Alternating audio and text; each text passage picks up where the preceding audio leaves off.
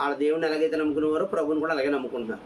ఎవరైనా పోరాడేవాడు అంటే మాస్గా కింద స్థాయిలోంచి నమ్ముకున్న వాళ్ళే పోరాడుతున్నారు బైబిల్ కోసం. చాలా అగ్ర కులాల నుంచి వచ్చిన వాళ్ళు చాలామంది మాట్లాడతలేదండి. మాట్లాడంటే ఎందుకురా, ప్రభు నమ్ముకుంటే ఏడు తప్పు? ఎస్సీలు ఎస్టీలైనా ప్రభు నమ్ముకున్నదే, మేము నమ్ముకోలేదా? ప్రభు అంటే ఎస్సీ ఎస్టీల దేవుడైనా అందరి దేవుడు కూడా కదా అనుకుని చాలామంది ముందుకొచ్చి పోరాడుతున్నారు. సువార్తలో నిలబడి సువార్త ప్రకటించేటప్పుడు ముందు నిలబడి మేము కూడా పలానా కులమే, మేము మారలేదా, మాకేమైనా లోటు వచ్చి మమ్మల్ని ఏమైనా ప్రలోభాలు పెట్టి మార్చారనుకుంటున్నారా, బలవంతంగా మార్చారనుకున్నారా, అంతటా మేము మారాము అని వచ్చి మాట్లాడలేకపోతున్నారు. మరి ఎందుకు నమ్ముకున్నట్టు? నువ్వు క్రీస్తుకి సాక్షులుగా ఉండాలి కదా, బలమైన సాధనంగా ఉండాలి కదా.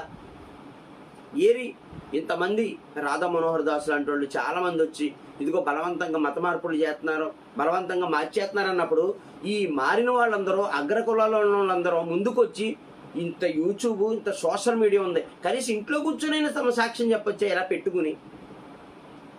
మమ్మల్ని ఎవరు బలవంతంగా మార్చలేదు.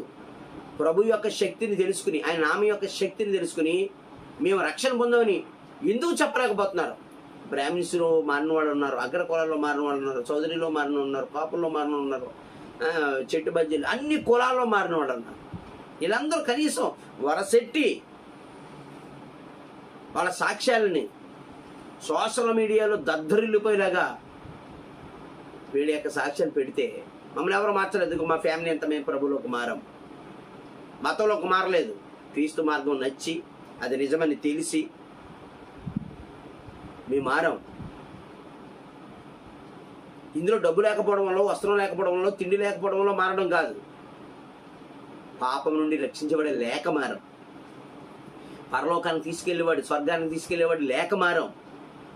ఈయనే స్వర్గానికి మార్గమని, ఈయనే మనుషులు బ్రతకడానికి అవసరమైన జీవాహారమని, ఈయనే పాపం నుండి నరకం నుండి రక్షించగలడని నమ్మి విశ్వసించారు అని చెప్పండి. ప్రభుత్వానికి ఒక మెసేజ్ పంపించండి.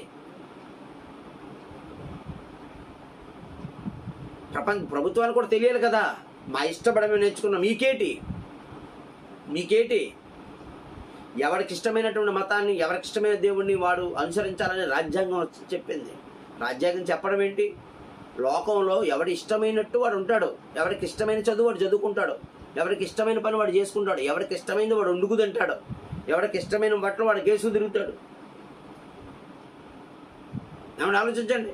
తిండి మీద ఆంక్షలు, వేసుకున్న బట్టల మీద ఆంక్షలు, మాట్లాడే మాటల మీద ఆంక్షలు, సమాజాన్ని దేవుతున్నప్పుడు వీళ్ళందరూ వచ్చి వాడు సాక్ష్యాలు వినిపిస్తే ఎంత బాగుంటుందండి.